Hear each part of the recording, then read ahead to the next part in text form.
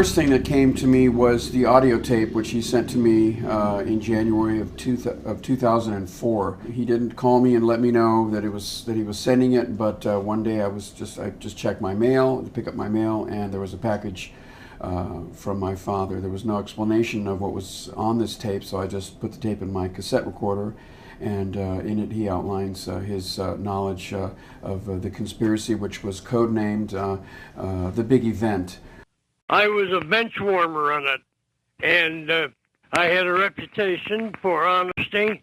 I think it's essential to refocus on what this information that I've been providing you, and you alone, by the way, consists of.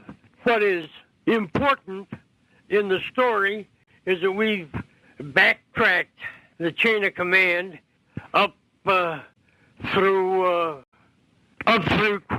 Cordmeyer and laying the doings at the doorstep of LBJ.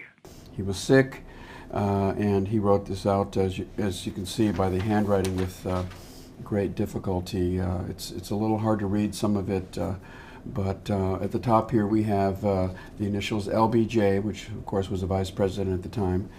Below this we have Cordmeyer, who was a CIA officer.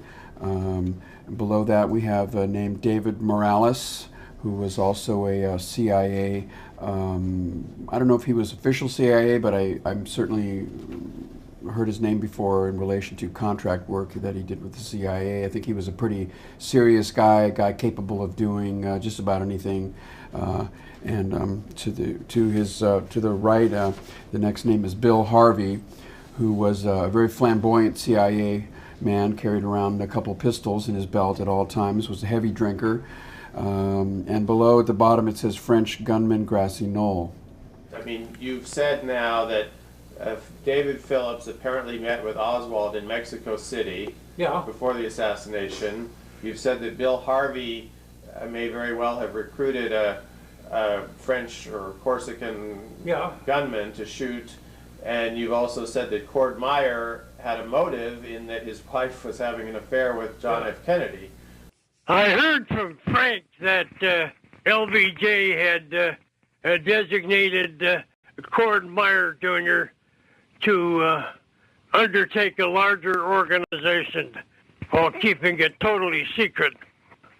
I think that LBJ settled on Meyer as an opportunist, Perrin like himself, Perrin, and a man who had very little left to him in life ever since JFK had taken Cord's wife as one of his mistresses, and of course could not number Cordmeyer among JFK's admirers. Quite the contrary. So now you have 3 CIA officials who had, let's say, the means, motive, and opportunity, or some connection to kill Kennedy. That's true. But Johnson, as we all know, was a very corrupt president. Yeah. Very capable of doing evil deeds, don't you think?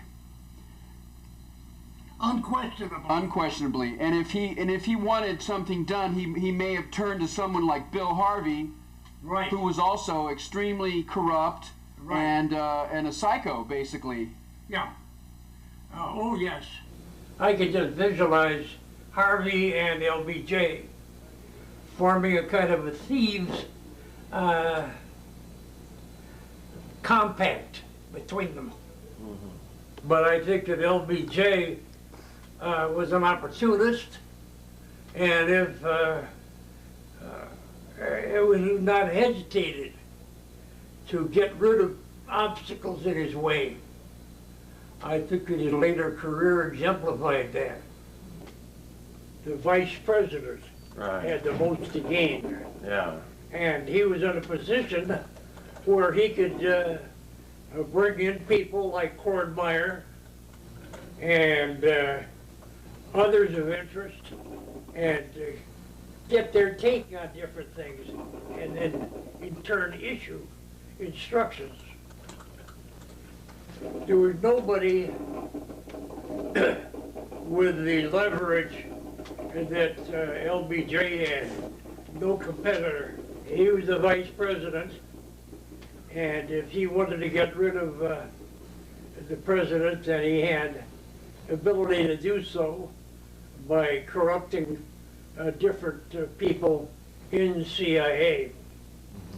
And he had to do it with the limitations of CIA because there was no other group that honored, if I could use that term, honored the clandestine limitations the way CIA did. Sure. They could do something, turn their back on it, and move on to something else. It was not like a military. There was no accounting in that sense. And we know that LBJ had an unlimited ambition. And we know that he was a corrupt individual. And that the dollar sign was very important to him. As vice president, he didn't have the leverage that a president did or would. And so that was an attractive goal for LBJ. He did not want his career to come to an end as vice president. Who knows about vice presidents? It was very,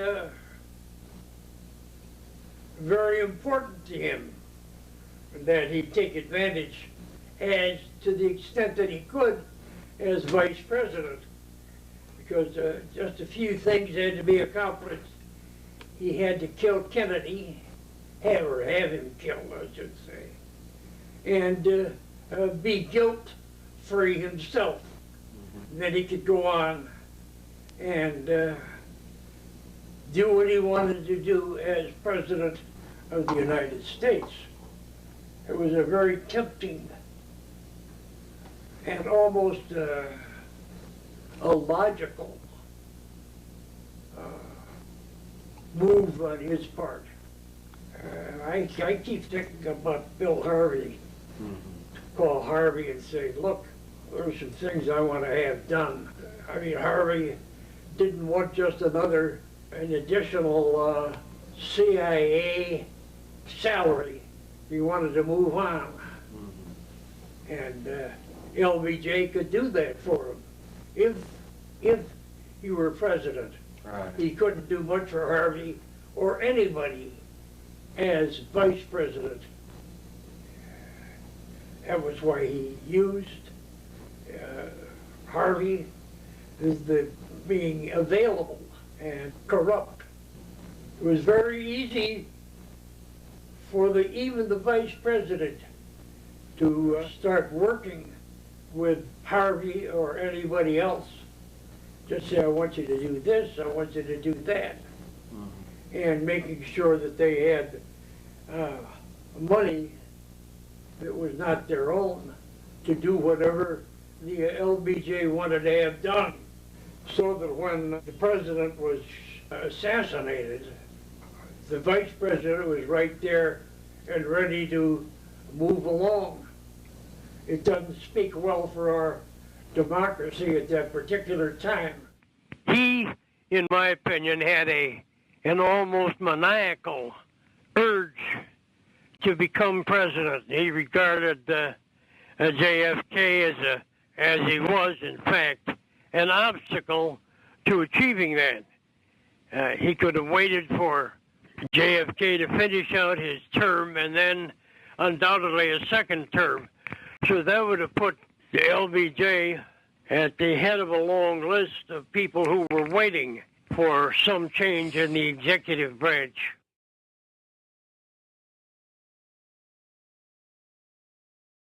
Harvey was just a very strange and complicated individual. A lot of people have sort of suggested that he was,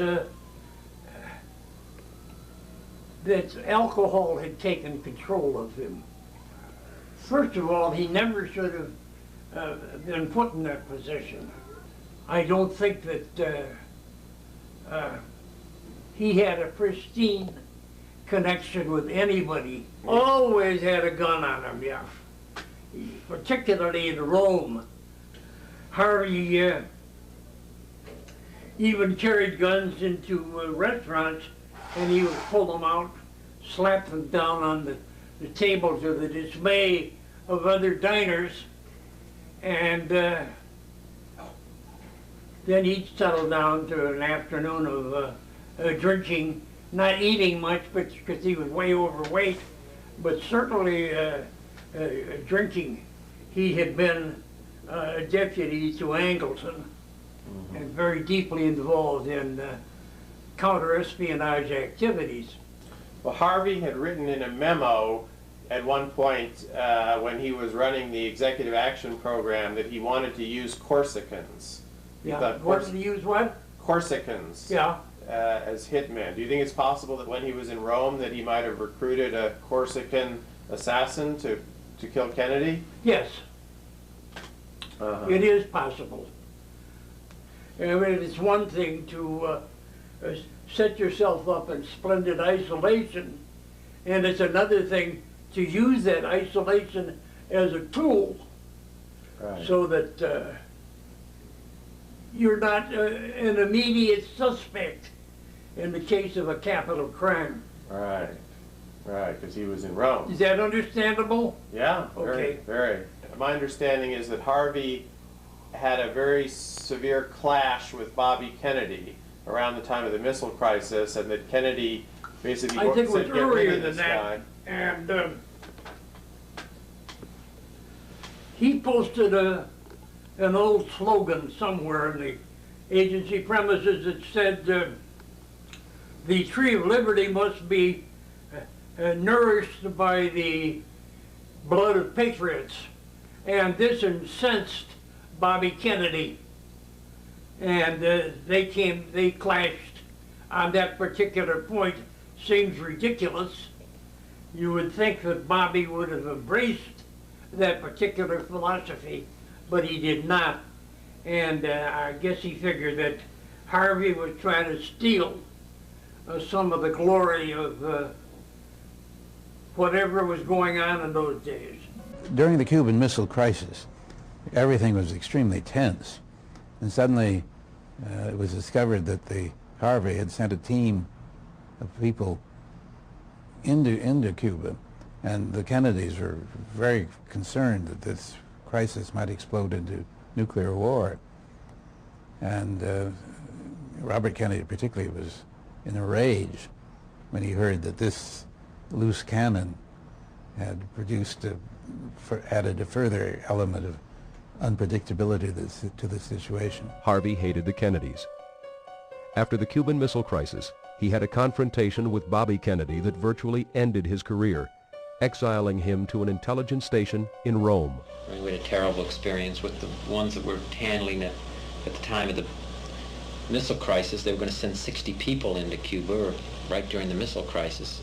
Nobody knew what they were doing, and we pinned it down to the fellow who was supposed to be in charge, and he said we planned it because the military wanted it done, and I asked the military, and they never heard of it. Oh my God. This is the same fellow who put the tunnel under Berlin, and so he was, you remember that tunnel, 1948? They constructed a tunnel under and built it up into the intelligence office of which was a hell of a project. Yeah. But he did that better than he did this. Of course, I was furious because I said you were dealing with people's lives. And the best of the Cubans, and they're the ones that volunteer, and then you're going to go off with a half-ass operation such as this. We had a meeting at the Pentagon. I never saw it, never seen him since.